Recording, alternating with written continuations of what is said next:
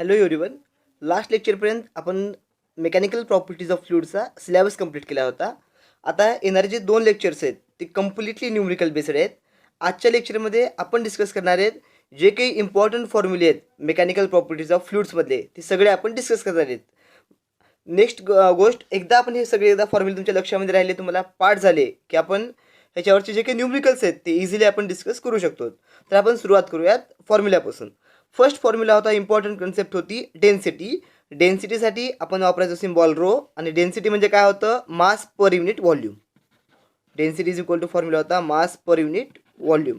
आता परत जर सिलेंड्रिकल असेल तर व्हॉल्यूम ऑफ सिलेंडर वापरा, स्पेरिकल असेल तर काय वापरणार, व्हॉल्यूम ऑफ स्पेअर वापरा, किंवा काही ठिकाणी क्यूब असेल तर व्हॉल्यूम ऑफ क्यूब आपण यूज करू शकतो. फॉर्म्युला काय आला, density is equal to mass upon volume, पहिला फॉर्म्युला. सेकंड केसमध्ये आपण डिस्कस केलं होतं कित्येकदा डेन्सिटी ऑफ मिक्सचरचं काम पडायचं. डेन्सिटी ऑफ मिक्सचर म्हणजे कोणत्या सेन्समध्ये, सपोज करा एखाद्या ठिकाणी लिक्विड आहे, ह्या लिक्विडमध्ये आपण एक लिक्विड घेतलं, त्याचं मास घेतलं M1, त्याचं व्हॉल्यूम किती ॲड केलं, V1 इतकं. परत आपण काय केलं, ह्याच्यावरती दुसरं एखादं मिक्सचर टाकलं, त्याचं मास किती घेतलं M2, त्याचं व्हॉल्यूम किती घेतलं V2 अँड सो ऑन. तर या केसमध्ये पूर्ण हे जे काही मिक्सचर तयार व्हायले याची डेन्सिटी किती असेल, total mass upon total volume, formula for the density of mixture. त्याच्यानंतर आपली आणखी एक इम्पॉर्टंट कन्सेप्ट काय होती, प्रेशर. प्रेशर म्हणजे आपण काय घेतलो, perpendicular force acting on a body per unit area. Pressure is equal to formula काय आला, फोर्स पर युनिट एरिया. आणि प्रेशरचं युनिट काय आलं, newton per metre square. Formula काय आला, pressure is equal to perpendicular force acting on a body per unit area.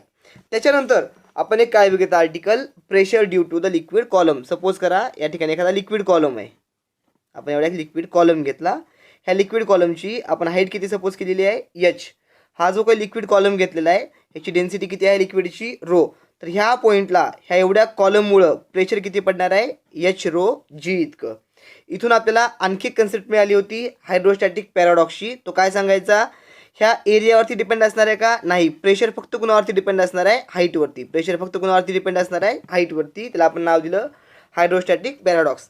त्याच्यानंतर आणखी एक आपल्याला टर्म कोणती मिळाली, ॲब्सोल्यूट प्रेशरची. ॲब्सोल्यूट प्रेशर काय सांगायचं आपल्याला, सपोज करा आपण एखाद्या या ठिकाणी लिक्विड घेतलेलं आहे, लिक्विडपासून इतक्या हाईटला, किती हाईटला, H हाईटला. ह्या लिक्विडमुळे प्रेशर किती पडलं, H रो G. दुसरी गोष्ट, हा पूर्ण जो काही ॲटमॉस्फिअर आहे, ॲटमॉस्फिअरचं प्रेशर किती आहे, P0. या ठिकाणी P0 हे कोणाचं प्रेशर आहे, it is the atmospheric pressure. आणि H रो G हे कोणाचं प्रेशर आहे, pressure due to the liquid column. आणि या Pला काय म्हणता येईल आपल्याला मग, net pressure or total pressure किंवा absolute pressure. P is equal to P0 plus H rho G. हे जे H रो G आहे याला आपण गेज प्रेशर सुद्धा म्हणतो. हे H रो G आहे यालाच आपण काय म्हणायचं आहे, गेज प्रेशर. आलं लक्षामध्ये, हे तुम्ही एखाद्या गॅसच्या फॉर्ममध्ये सांगू शकतात. हे आलं लक्षामध्ये, P म्हणजे कोणतं प्रेशर, ॲब्सोल्यूट. जर ॲब्सोल्यूट विचारलं तर H रो G प्लस काय करायचं, P0. आणि फक्त गेज प्रेशर विचारलं तर काय काढायचं, H रो G इतकं. याच्यानंतर आपण बघितलं होता पास्कल्स लॉ. पास्कल्स लॉ आपल्याला काय सांगायचा, जर समजा एखादं आयडियल फ्लुइड असेल, म्हणजे कसं इनकॉम्प्रेसिबल, नॉन विस्क्युअस, तर प्रेशरचा फ्लो कसा असायचा, अनडिमिनिश्ड. म्हणजे आपण काय वापरायचो, P1 इज इक्वल टू काय वापरायचो, P2. मोर एव्हर आपण असं म्हणू शकतो की सपोज करा या ठिकाणी एखादं असं फ्लुइड आहे, त्या फ्लुइडमध्ये इथला एरिया किती घेतला, इथे पिस्टन घेतलं, इथला एरिया किती घेतला आपण A1, आणि इथला एरिया आपण इथल्या पिस्टनचा एरिया किती घेतला A2. जर आपण इथून सपोज करा फोर्स टाकली किती, F1, तर इथं प्रेशर किती पडेल, P1. आणि P1 इज इक्वल टू काय आलं, F1 बाय A1. सिमिलरली इथून काय आलं, तर या साईडला फोर्स पडेल, तुम्ही इथून प्रेस केला हे फ्लुइड असं जाईल, इथं फोर्स पडेल, किती फोर्स पडेल ही, F2. आणि पास्कल लॉ काय सांगायचा, इथलं प्रेशर किती असणार आहे, P2, इथलं प्रेशर P1, हे दोन्ही सेम असतील. So P1 is equal to P2 और F1 by A1 is equal to F2 by A2.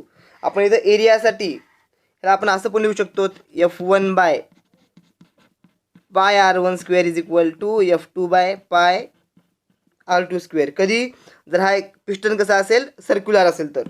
कधी कधी पिस्टन जर तुम्हाला स्क्वेअर फॉर्ममध्ये दिलं तर आपण L स्क्वेअर, L1 स्क्वेअर, इथं L2 स्क्वेअर वापरू शकतो. आणि क्वेश्चन तुमचे इथला तुम्हाला फोर्स काढता येईल. ह्यालाच आपण फोर्स मल्टिप्लायरमधून सुद्धा बघितलं होतं. आर्टिकल महत्त्वाचं आहे आणि 2 ते 3 क्वेश्चन तरी आपले आहेत एक्सरसाइजमध्ये याच्यावरचे. ओके. त्याच्यानंतर आपण एक प्रॉपर्टी बघितली होती, त्याला नाव काय दिलं होतं, सरफेस टेन्शन. जो काही एखादा लिक्विड आहे त्याचा फ्री सरफेस हा कसा वर्क करायचा, स्ट्रेच्ड मेम्ब्रेनसारखा. एखादा लिक्विड असेल आणि त्याचा जो काही फ्री सरफेस आहे तो कसा वर्क करायला होता, स्ट्रेच्ड मेम्ब्रेनसारखा. या प्रॉपर्टीला आपण नाव काय दिलं, सरफेस टेन्शन. आणि या सरफेस टेन्शनमुळं काय व्हायचं, जे काही छोटे छोटे किडे आहेत ते पाण्यावरती चालू शकतात. Example of surface tension. Suppose करायच्यावरती आपण एक इमॅजिनरी लाईन ड्रॉ केली तर ह्याच्या परपेंडिक्युलर आयदर साईडला फोर्स किती पडायली आहे, एफ. आणि आपण सांगू शकतो फोर्स ऑफ सरफेस टेन्शन और T is equal to F by L. Surface tension is equal to either force acting per unit length. आलं लक्षामध्ये. याला आपण नाव काय दिलं, सरफेस टेन्शन. त्याच्यानंतर नेक्स्ट आपण घेतली होती सरफेस एनर्जीची कन्सेप्ट. सरफेस एनर्जीमध्ये आपण जे काही वर्क डन आहे त्याला आपण कसं घेतलं, energy. So W is equal to काय आलं, टी इंटू डेल्टा ए. किंवा ह्याला आपण असं पण घेऊ शकतो, T into area final minus area initial. आता परत एरिया घेताना 2 गोष्टी लक्षात ठेवायच्या. सपोज करा एखादा सोपचं बबल असेल, एखादा सोपचा काय असेल, बबल असेल किंवा सोपची फिल्म असेल तर त्याला एकूण 2 एरिया असतात. म्हणजे एरिया त्याच्यासाठी किती येईल, 2 टाइम्स येईल. हे विसरू नका. आठवलं का. ओके. आता डब्ल्यू इज इक्वल टू काय आलं, टी इंटू डेल्टा ए. म्हणजे टी म्हणजे काय या ठिकाणी, सरफेस टेन्शन. डेल्टा ए म्हणजे काय, change in area. So final area minus initial area. आता इथे एकूण 2 गोष्टी होऊ शकतात. एकतर एरिया इन्क्रीज होऊ शकतोय फायनल. मग सपोज करा आता फायनल एरिया मोठा आहे कुणापेक्षा, इनिशियल एरियापेक्षा. म्हणजे काय झाला, एरियामध्ये इन्क्रीज झाला. एरिया तुमचा काय झाला, इन्क्रीज झाला. जर एरिया इन्क्रीज असेल तर हे काय येईल, पॉझिटिव्ह येईल. आणि वर्क आपल्याला करावं लागेल. आपल्याला वर्क काय करावं लागेल, डन करावं लागेल. आपण काहीतरी वर्क करावं लागेल. असं लक्षामध्ये. म्हणजे थोडक्यात आपल्याला एनर्जी द्यावी लागेल. आपल्याला एनर्जी काय करावी लागेल, द्यावी लागेल, वर्क करावं लागेल. दुसरी केस काय असू शकते, फायनल एरिया हा इनिशियल एरियापेक्षा लहान असू शकतोय. त्यावेळेस मात्र काय येईल तुमचा, हा जर लहान असेल हा मोठा असेल तर ही टर्म निगेटिव्ह येईल. निगेटिव्ह याचा अर्थ एरिया काय झाला, डिक्रीज झाला किंवा एनर्जी काय झाली तुमची, रिलीज झाली. आता लक्षामध्ये मी काय म्हणतोय, जर समजा ही टर्म निगेटिव्ह आली याचा अर्थ काय, एनर्जी रिलीज झाली. आणि ही जर टर्म पॉझिटिव्ह आली याचा अर्थ काय, आपल्याला वर्क करावं लागेल, एनर्जी प्रोव्हाइड करावी लागेल. त्याच्यानंतर एक्झाम्पल्स बघा. सपोज करा छोटे छोटे छोटे छोटे बबल्स आहेत. ह्याच्यातनं एक सिंगल ड्रॉप तयार झाला. ह्याच्यातनं एक सिंगल असा मोठा असा ड्रॉप तयार झाला आहे छोट्या छोट्या छोट्या बबलपासून. तर व्हॉल्यूम तर सेम राहील पण एनर्जी कमी होईल या केसमध्ये. आणि जर असं झालं असेल तर एनर्जी काय होईल, रिलीज होईल. त्यामुळे जर तुम्हाला एखाद्या एक्झाम्पलमध्ये म्हणलं की काही ड्रॉप कंबाईन झालेत तर त्यावेळेस तुम्हाला कोणती केस येईल, ही वाली. आणि एखादा मोठा ड्रॉप आहे तो फुटला आहे छोट्या छोट्या छोट्या ड्रॉपमध्ये तर मात्र काय होईल, आपल्याला एनर्जी द्यावी लागेल ड्रॉपला फोडायसाठी. आलं लक्षामध्ये. ओके. त्याच्यानंतर आपण एक आर्टिकल बघितलं होतं, त्याचं नाव होतं एक्सेस प्रेशर. सपोज करा ही जी साईड आहे, कोणती साईड आहे, एखादा लिक्विडचा आपण कुठलाही मिनिस्कस घेतला, ही जी साईड आहे कोणती साईड आहे, कॉन्केव्ह साईड. आणि ही साईड कुठली होती, कॉन्व्हेक्स साईड. तर या कॉन्केव्ह साईडला प्रेशर ऑलवेज काय असायचं, जास्त असायचं. त्याला आपण नाव काय दिलं, excess pressure. So pressure at a concave side is always more at the pressure at the convex side. आणि एक्सेस प्रेशर काढताना सपोज करा एखादा लिक्विडचा ड्रॉप आहे तर या लिक्विडच्या ड्रॉपला एकच सरफेस असतोय. या लिक्विडच्या ड्रॉपला काय असतोय, एकच सरफेस. सरफेस म्हणजे काय, a boundary which separate the 2 media. एकच सरफेस असतोय. आणि एक्सेस प्रेशरचा फॉर्म्युला किती येईल, 2T/R. कुणासाठी, लिक्विड ड्रॉपसाठी. पण समजा तोच मी काय केला, एखादा सोपचा बबल घेतला तर त्याच्यामध्ये एक्सेस प्रेशर किती असेल, तर त्याच्यामध्ये एक्सेस प्रेशर असेल 4T/R. महत्त्वाचे फॉर्म्युले दोन्ही पण लक्षात ठेवा. याच्यानंतर आपण बघितलं होतं आणखी एक आर्टिकल ज्याच्याहून आलं होतं, capillary rise or fall. Capillary rise or fall म्हणजे काय, सपोज करा का एखादं लिक्विड आहे आणि याच्यामध्ये मी एखादी कॅपिलरी ट्यूब टाकलो. कॅपिलरी ट्यूब म्हणजे काय, tube having very small bore, त्याला आपण म्हणायचो कॅपिलरी ट्यूब. तर लिक्विड काय व्हायचा, राईज व्हायचा. काही काही केसमध्ये सपोज करा एखादं मर्क्युरीसारखे लिक्विड आहे आणि त्यात जर आपण कॅपिलरी टाकली तर लिक्विड काय व्हायचं, फॉल व्हायचं. सपोज करा हे काय आहे आपलं, या ठिकाणी काय आहे, मर्क्युरी. आणि या ठिकाणी आपण काय घेतलं होतं, वॉटर घेतलं होतं. तर काही केसमध्ये हा राईज व्हायचा, काही केसमध्ये काय व्हायचा, हा फॉल व्हायचा. तर राईज किंवा फॉलसाठी आपण जे काही इक्वेशन वापरायचं ते कोणतं होतं, राईज कधी व्हायचा, जर वेट करणारं लिक्विड असेल तर, किंवा ज्याचा अँगल ऑफ कॉन्टॅक्ट काय असेल, अक्यूट असेल तर तो काय करायचा, राईज व्हायचा. आणि ऑप्ट्यूज असेल मोर दॅन 90 असेल तर तो काय करायचा, फॉलो व्हायचा.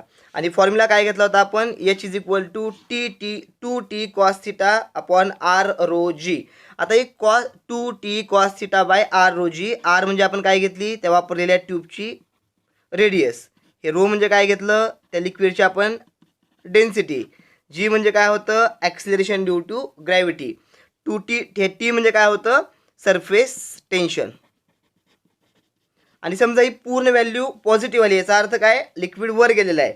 आणि ही पूर्ण व्हॅल्यू निगेटिव्ह आली तर याचा अर्थ काय तो फॉल झालेला आहे. ही व्हॅल्यू पॉझिटिव्ह कधी येऊ शकते तर कॉस थिटा पॉझिटिव्ह असेल तर. आणि आपल्याला माहिती होतं की समजा थिटा जर काय असेल लेस दॅन 90 असेल, याचा अर्थ काय आहे कॉस थिटा काय येईल पॉझिटिव्ह, कॉस थिटा काय येईल पॉझिटिव्ह. आणि ही वाली केस पहिली राईटची.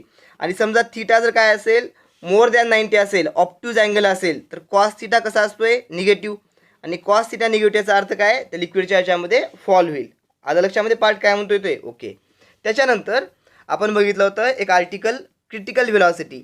क्रिटिकल व्हेलॉसिटी आपल्याला काय सांगते, तो लिक्विडचा जो काही फ्लो आहे तो स्टेडी आहे, लॅमिनार आहे किंवा टर्बुलंट आहे, हे सांगायचं काम आपल्याला कोण करते क्रिटिकल व्हेलॉसिटी.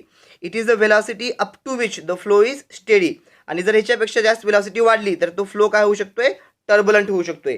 क्रिटिकल व्हेलॉसिटी आपल्याला काय सांगते, अशी व्हेलॉसिटी जिथपर्यंत फ्लो कसा आहे तुमचा स्टेडी. जर क्रिटिकल व्हेलॉसिटीच्या वर व्हेलॉसिटी वाढली तर फ्लो कसा होऊन जाईल आपला टर्बुलंट होईल जाईल. आणि याचा फॉर्म्युला आपण काय बघितला होता आर इटा अपॉन रो डी. या ठिकाणी जे काही आर आहे ह्या आरला म्हणायचं रेनॉल्ड्स नंबर, ह्या आरला म्हणायचं रेनॉल्ड्स नंबर. म्हणजे क्रिटिकल व्हेलॉसिटी कुणावर डिपेंड आहे ह्या रेनॉल्ड्स नंबरवरती. आणि आपल्याला Reynolds number is equal to काय मग formula V C rho D by eta. आणि ह्या आर काय सांगतोय, आर जर सपोज करा 2000 पेक्षा लहान असेल तर फ्लो कसा असणार तुमचा, the flow should be streamline म्हणा किंवा स्टेडी म्हणा. आर जर मोठा असेल 3000 पेक्षा तर फ्लो कसा असतोय टर्बुलंट. आणि जर आरची व्हॅल्यू या दोघांच्या मध्ये असेल तर फ्लो कसा असतोय अनस्टेबल. आता लक्षामध्ये हे सगळ्या गोष्टी आपण बघितल्या होत्या, फक्त रिवाइज करतोय. R is equal to V C rho D by eta. ह्याचा अर्थ न्यूमरिकल कसं पडू शकते तुम्हाला या व्हॅल्यूज प्रोव्हाइड करतील. ओके, हे डी म्हणजे काय डायमीटर आहे ट्यूबचा, हा डी म्हणजे काय ट्यूबचा डायमीटर. तुम्हाला याचा क्वेश्चन कसा येऊ शकतोय की या सगळ्या व्हॅल्यू प्रोव्हाइड करतील, इक्वेशन सॉल्व करा म्हणतील आणि आर फ्लो टर्बुलंट आहे का स्टेडी आहे सांगा. तर सिम्पली इक्वेशन सॉल्व करा, find out the value of R आणि त्या व्हॅल्यूवरून आपण फ्लोचं नेचर सांगू शकतो. याच्यानंतर आपण चालू केली होती कन्सेप्ट ऑफ विस्कॉसिटी. जसं आपल्या सॉलिडमध्ये फ्रिक्शन असते तसं फ्लुइडमध्ये कोण असते विस्कॉसिटी.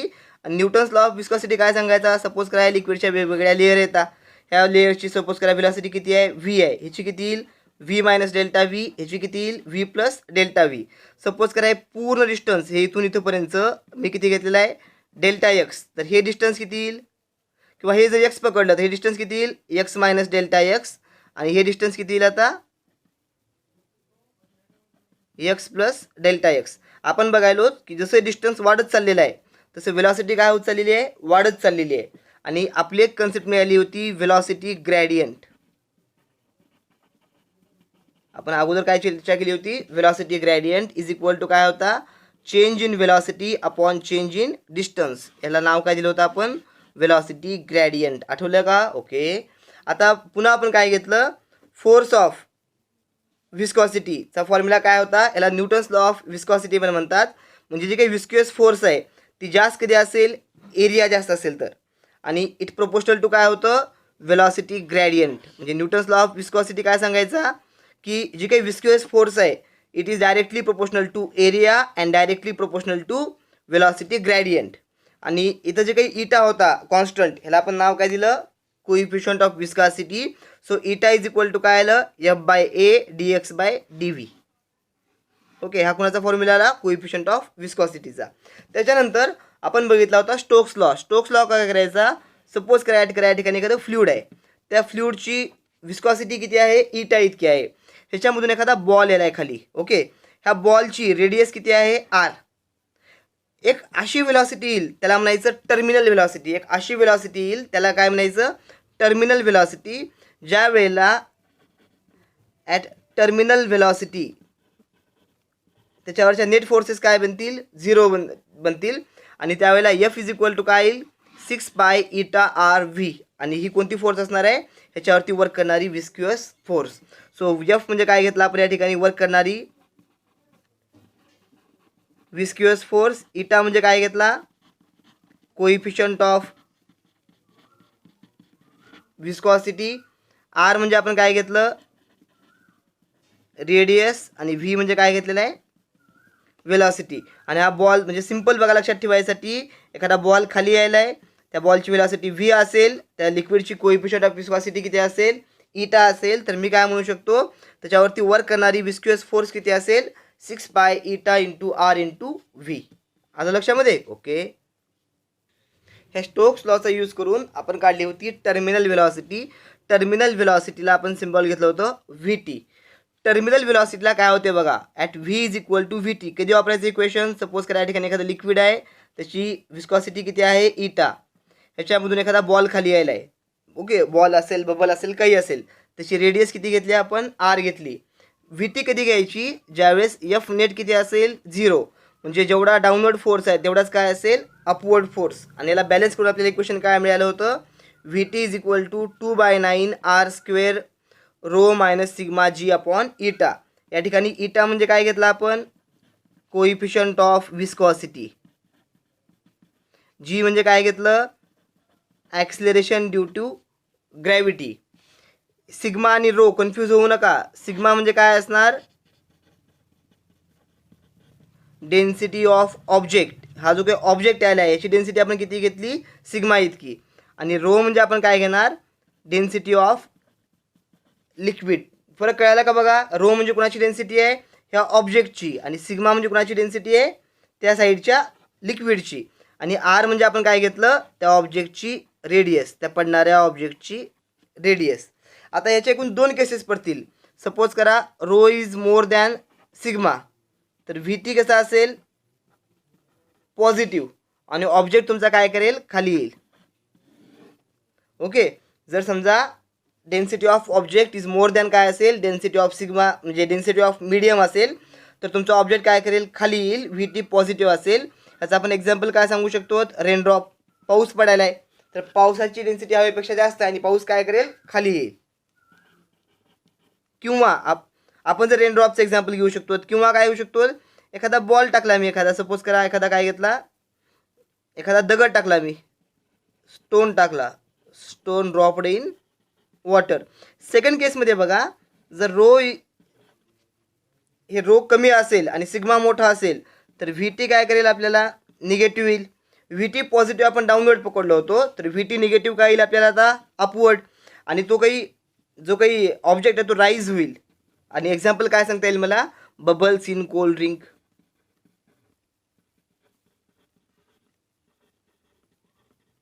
ओके जे आपण कोल्ड ड्रिंकमध्ये वगैरे बबल बघतो ते काय करतात वर जातात. याचं कारण काय आहे साईडला त्यांच्या काय असणार आहे लिक्विड आणि इथं काय आहे एअर. डेन्सिटी लिक्विडची जास्त आहे एअरची कमी आहे त्यामुळे तो काय करेल वर जाईल आणि व्ही टी काय येईल आपला आन्सर निगेटिव्हमध्ये येईल. हे सुद्धा आपण गोष्टी सगळ्या चर्चा केली होती. ह्याच्यानंतर फ्लुइड फ्लोसाठी एक महत्त्वाचं इक्वेशन होतं equation of continuity. Equation of continuity काय सांगायचं आपल्या रोजच्या आयुष्यातलं एखादा पाईप आहे तुम्ही जर पाईपला प्रेस केलात तर पाणी मोर स्पीडनं बाहेर जाते. याचं कारण काय इक्वेशन ऑफ कंटिन्युटी आपण घेऊ शकतो एरिया आणि हे व्ही म्हणजे काय आहे वेलॉसिटी. हे एकमेका कशा असतात कॉन्स्टंट असतात. तुम्ही म्हणू शकतात एरिया प्रोपोर्शनल टू 1/v. तुम्ही जेवढा एरिया कमी करणार तेवढी वेलॉसिटी काय होईल जास्त होईल. पाण्याच्या पाईपला तुम्ही जेवढं प्रेस करणार तेवढं पाणी काय करेल जोरात बाहेर पडेल. आणि आपण आणखी इक्वेशन काय बघितलं त्याला या फॉर्ममध्ये बघितलं होतं. या ठिकाणी घेतलं आपण ए म्हणजे एरिया व्ही म्हणजे वेलॉसिटी. हे ΔV/ΔT म्हणजे काय आहे rate of flow of volume per unit time. Confuse होऊ नका. इथलं व्ही काय सांगायला आपल्याला व्हॉल्यूमसाठी आणि इथलं व्ही काय सांगायला velocity. A V is equal to आपण काय वापरणार A V is equal to ΔV/ΔT. आलं लक्षामध्ये व्हॉल्यूमचा फ्लो पर युनिट टाईम. आणि हेच काय सांगायचं आपल्याला equation of continuity A1V1 is equal to A2V2. याच्यानंतर आपण आणखी एक इक्वेशन बघितलं होतं बर्नौलीज इक्वेशन. बर्नौलीज इक्वेशन काय सांगायचं आपल्याला simply total energy per unit volume is always constant. Bernoulli's equation काय सांगायचं एखादा आयडियल फ्लो असेल त्याचा स्टेडी किंवा लॅमिनार फ्लो होत असेल तर त्या आयडियल किंवा लॅमिनार फ्लोसाठी total energy per unit volume काय असेल, कॉन्स्टंट असेल. थोडक्यात असं म्हणता येईल का बघा, एखादा जर फ्लूइड फ्लो होत असेल त्याच्याकडे पहिली एनर्जी कोणती असते, प्रेशर एनर्जी. त्याच्याकडे पहिली एनर्जी कोणती असेल, प्रेशर एनर्जी. दुसरी एनर्जी कोणती असेल, कायनेटिक एनर्जी. आणि तिसरी एनर्जी कोणती असेल त्याच्याकडे, पोटेन्शियल एनर्जी. जर आपण या सगळ्या एनर्जीचे फॉर्म्युले काढले आणि त्याला व्हॉल्यूमनं डिवाइड केलं आणि त्याची ॲडिशन केली तर ती कशी असली पाहिजे, कॉन्स्टंट असली पाहिजे. इन द मॅथमॅटिकल फॉर्म आपण काय म्हणू शकतो, pressure energy per unit volume, pressure energy per unit volume is equal to फक्त येईल P. Kinetic energy per unit volume आपण फॉर्म्युला डिवाइड केला हाफ रो व्ही स्क्वेअर. आणि potential energy per unit volume याचा फॉर्म्युला आला होता आपल्याला is equal to H rho G. याला लक्षामध्ये 3 फॉर्म्युले आपल्याला मिळाले होते. आणि बर्नौलीज इक्वेशन काय सांगते, ह्या तिघांची ॲडिशन ऑलवेज काय असली पाहिजे, कॉन्स्टंट. म्हणजे सपोज करा एखाद्या केसमध्ये हाईट डिक्रीज झाली तर ही एनर्जी डिक्रीज होईल, पण त्याच वेळेला काय होईल, मग स्पीड वाढेल. आणि म्हणजे कोणती एक एनर्जी कमी केला तर दुसऱ्या 2 काय होतील, इन्क्रीज होतील. सगळ्यांची बेरीज काय असेल, पुन्हा कॉन्स्टंट असेल. आणि मॅथमॅटिकल फॉर्ममध्ये आपण असं म्हणलं होतं, P1 plus half rho V1 square plus rho GH1 is equal to PT plus half rho V2 square plus rho GH2 is equal to काय असलं पाहिजे, कॉन्स्टंट. आणि ह्याच्यानुसार आपण आणखी काढलं होतं, स्पीड ऑफ इफ्लक्स काढलं होतं, किंवा ह्यालाच आपण नाव काय दिलं होतं, टॉरिसेलीस थेरम. यालाच आपण काय दिलं होतं, टॉरिसेलीस थेरम. तो काय सांगायचा, सपोज करा या ठिकाणी एखादं पाण्याचा टँक आहे, त्या टँकला एक छोटंसं होल पडलं इथं. आपण ह्या होलमधून जे पाणी पडणार आहे, सपोज करा ही हाईट किती आहे, एच आहे, तर इथल्या पाण्याची स्पीड किती असेल, 2GH. तर इथून बाहेर पडणाऱ्या पाण्याची स्पीड किती असेल, 2GH. आलं लक्षामध्ये, इंडिपेंडंट ऑन त्याची विस्कॉसिटी किंवा त्याची डेन्सिटी, स्पीड किती असेल, 2GH. यालाच काय म्हणलं होतं, वेलॉसिटी ऑफ इफ्लक्स. फॉर्म्युला काय आला होता, V is equal to √2GH. याला आपण नाव दिलं होतं वेलॉसिटी ऑफ इफ्लक्स. आणि आय थिंक 2018 का 19मध्ये सेम याच्यावरती क्वेश्चन पडला होता, डायरेक्ट क्वेश्चन पडला होता, नीटमध्ये पडला होता. हे आला पार्ट लक्षात, ओके. ह्याला आपण नाव काय दिलं, वेलॉसिटी ऑफ इफ्लक्स. आणि जर समजा हे आत्ता घेतले जे की आपले 18 ते 19 फॉर्म्युले आहेत, ही जर तुम्ही एकदा व्यवस्थित रिवाईज केलात तर आपण जे आता लेक्चर बघणार म्हणजे काय बघणार आहेत, न्यूमरिकल बघणार आहेत. तुम्हाला सगळे न्यूमरिकल चांगल्या प्रकारे समजतील, किंवा नवीन जे काही न्यूमरिकल्स आपण बघणार आहेत ते तुम्ही इझिली सॉल्व्ह करू शकतात. त्यामुळं हे लेक्चर व्यवस्थित बघा. ज्या कुठला फॉर्म्युला कळाला नाही त्या फॉर्म्युल्यावरचं व्यवस्थित लेक्चर पुन्हा एकदा रिवाईज करून बघा, म्हणजे फायदा होईल तुम्हाला. कारण जोपर्यंत तुम्ही फॉर्म्युले पाठ करणार नाहीत, फॉर्म्युले समजून घेणार नाहीत, न्यूमरिकल सॉल्व्ह करणं खूप अवघड आहे. आणि न्यूमरिकलला टाळून फिजिक्स होणं शक्यच नाही, ओके. आणि फार काही अवघड काम नाही, तेच फॉर्म्युले आहेत, फक्त त्याला आपण वेगवेगळ्या फॉर्ममध्ये डिस्कस केलेले आहेत. तर फॉर्म्युले व्यवस्थित रिवाईज करा. आपण आता नेक्स्ट लेक्चरमध्ये बघूयात ह्याच्यावरचे न्यूमरिकल्स.